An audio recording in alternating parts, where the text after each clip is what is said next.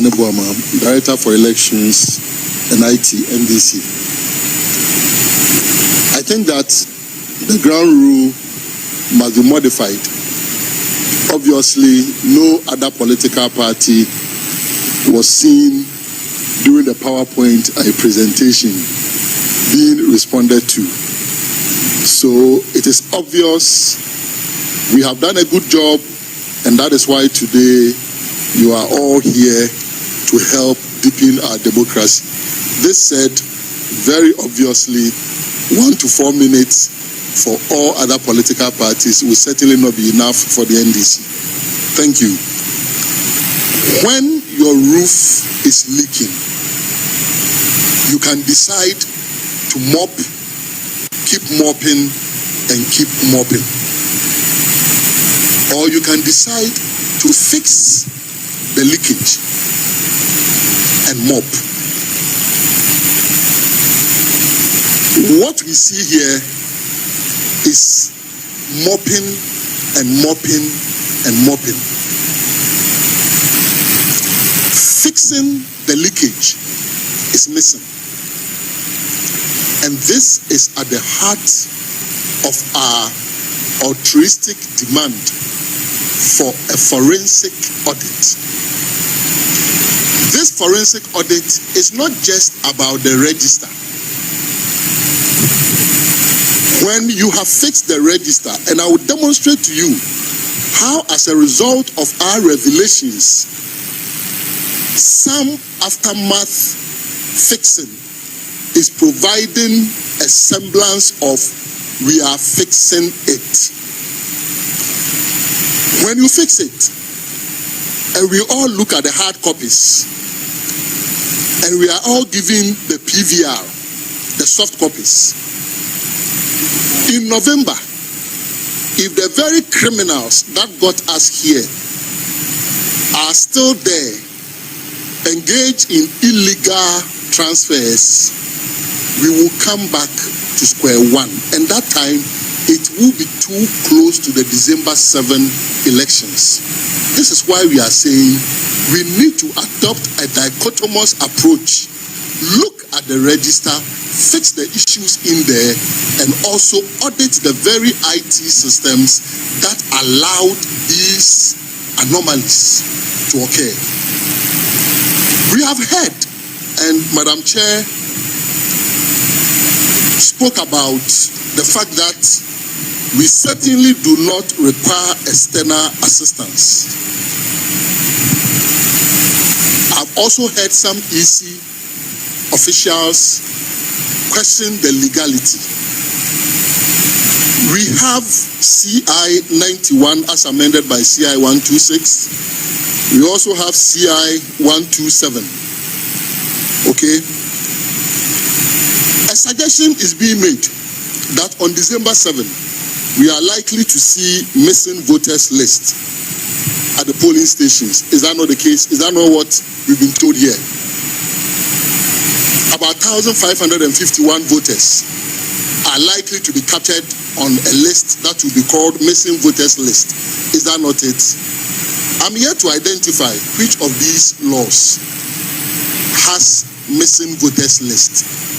But you see, it's a reasonable remedy for the problem that we are dealing with.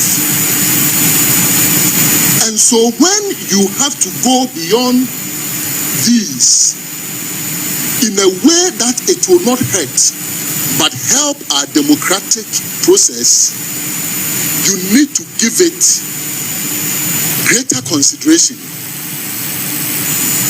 I come also to the point of adjudication, and we saw some very huge figures in the presentation. Are these figures emanating from the very adjudication meetings that NDC participated in? Because to the best of our knowledge, the meetings that we participated in, we did not treat these figures in tens of thousands, about 20-something thousand. So once again, it will be important for a forensic audit to identify where these over 20,000 figures are coming from, because the report that we have does not support that. We come to the issue of proxy. We are being told proxy 2,167. Great. But we also know people successfully filed for proxy without going through biometrics. As we speak, which of these 2,167 people went through biometrics and which of them did not go through biometrics? It is going to take maybe a follow-up question. EC may tell us maybe 1,000, maybe 900. How do we verify that? This is a matter that we have raised at IPAC before. For those of you who were at IPAC, this proxy and some people not going through biometrics, we've raised it at IPAC before. Again, we come to the issue of Pusiga. Just like COVID-19, when some people were trying to call it a certain country's disease, perhaps we should not be calling those criminal transfers Pusiga transfers. And it will take a forensic audit of the EC's IT system to know where those transfers took place.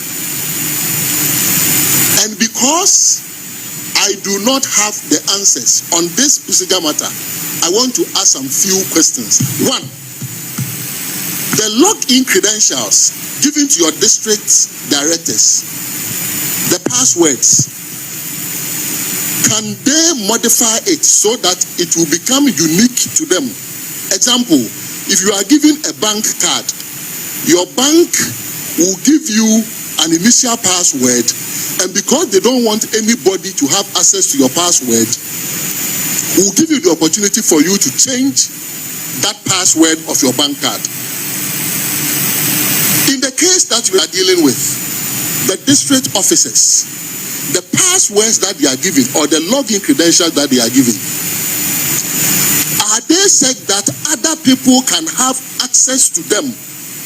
And so when you have said criminal transfers taking place, the only way out is to check the digital footprints of such transfers instead of just looking at the geographic location where the transfers ended and say that that is where it took place, so that officer or officers are the people who are culpable. If others can have access to those login credentials, then it is important that a forensic audit establishes exactly the footprints of where these transfers took place. Still on Pusiga, are we being told here that 4 years ago, 2020, there wasn't technology across the globe to be checking biometrics with the face? Is that what we are being told by the Electoral Commission? Is that what we spend the taxpayers' money on in the year 2020? Contrary to all the advocacy by Imani, Ghana, and the rest. Is that what we are being told? That this liveliness test could only be activated after the revelation of Pusiga, and there is evidence that it was only activated during the exhibition process. The Director for Electoral Services eloquently captured this on the TV3 program one Saturday morning. I have the Doc, please, right, can you round up? Because you've gone beyond the 4 minutes that we gave you. Can you pause so that maybe we go to another set of questions, rounds?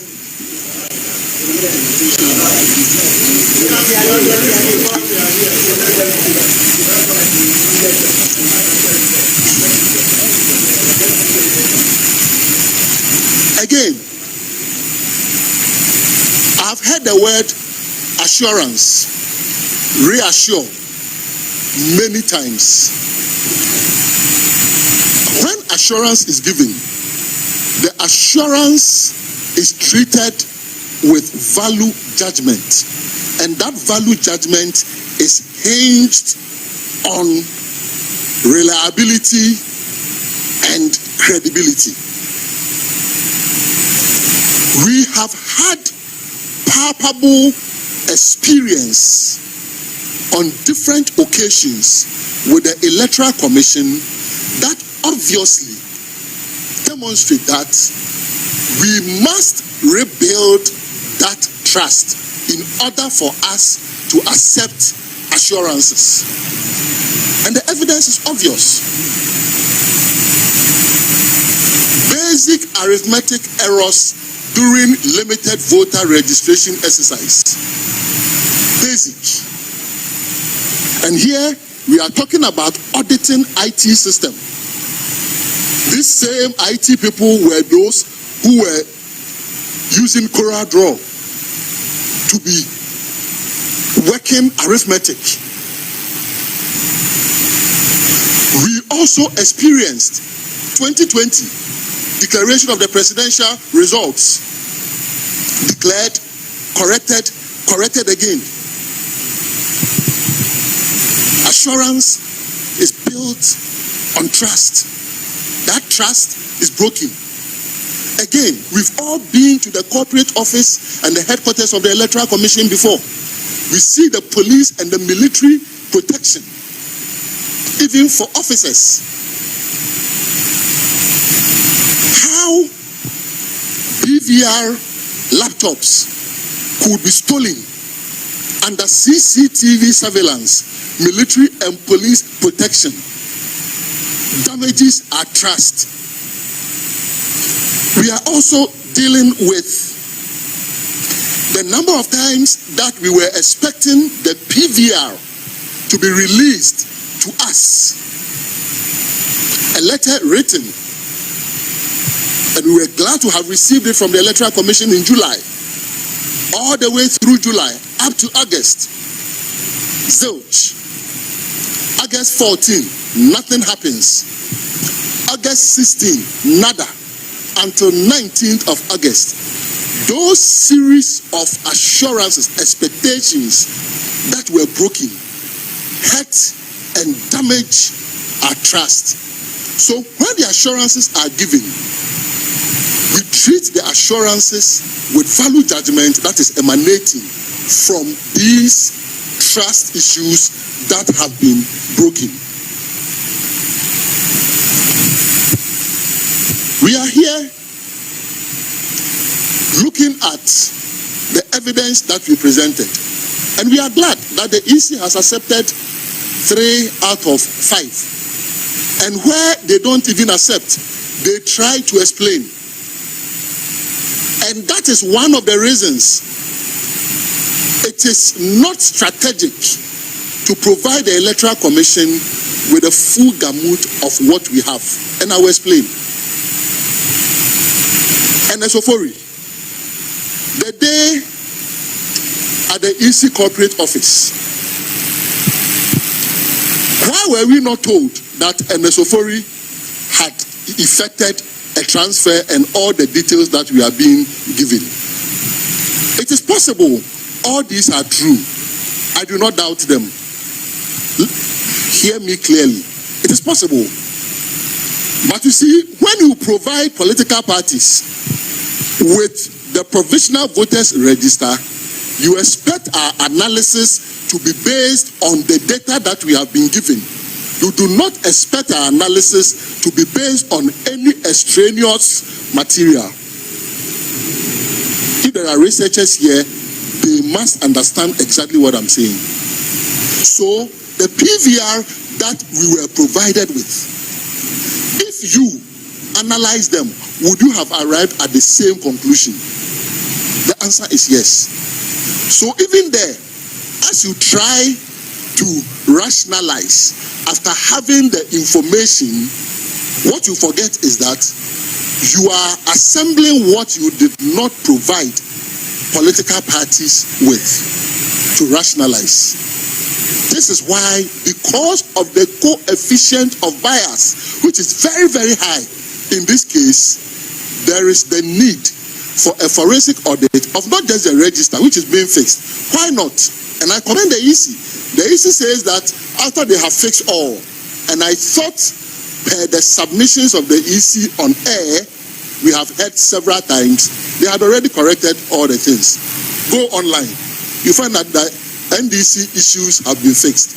But we do admit, we don't want to be linguistic purists. We do admit that maybe it was an exaggeration. As they fix them, they have promised to provide the updated version. We came here with a hard drive. If the hard drive, if the updated version is already, why not? We will pick it and still analyze, take it through the very analysis that we did. But that is only about the register. That is only about mopping the floor. It doesn't fix the leakage. That is why our demand is in two folds. Forensic audit of the register and forensic audit of the IT system of the Electoral Commission. Yaira has a very simple question for Dr. Yawofurieji. Then we end our case for now. Thank you. Thank you very much, Doc. And thank you, Madam Chair. First, Dr. Ofori, you made mention about the ABIS, that is Automated Biometric Identification System. Initially here, you said that it is only when it detects double registration that it moves to adjudication, if I'm correct. Unfortunately, you came back to say that now all ABIS moves adjudication, all double registration moves to adjudication. So I think that is the correct one that you just said lately. Now, in terms of the transfers, when you talk about the liveliness detection, from what you said, it was detected during the the exhibition exercise when we alerted it about based on the procedural issues. Now the question that I want to ask is, what measures did you take as a commission to correct all this? I heard you saying that all those who did facial transfers have been reversed. What if somebody did a legitimate transfer? And on what algorithm did you use to effect those reversal? Now, the other thing that I want to ask has to do with you said there was a network issues in generating the register, and that caused some of the data to be corrupt. Now, the question is, do you generate your data from your central database system or from the district? Because what I know is that your liveliness system, in terms of the online registration, when you click on it, it hits your central system to detect whether somebody is doing multiple registration or not. Now, as you stated clearly, in data migration or transfer, there is no way a data can be altered. The likelihood of what will happen is a missing of data. Now, we have a situation whereby a voter's ID number is being given to a different person. If you have your system here, I think that one I can give it to you for us to check correctly. Then there's another way where the data is being given to, when you search, the person's data is not in at all. You have to just go through by searching using the person's name. So those are the few questions I'll ask now. Once you ask, there will be a follow-up questions on those things. Thank you very much. Thank you very much. Thank you very much. Last part. No, please. We've given you more than 9 minutes. No, so please, can we go to another? Come back. Okay. So please. Thank you very much. Boom.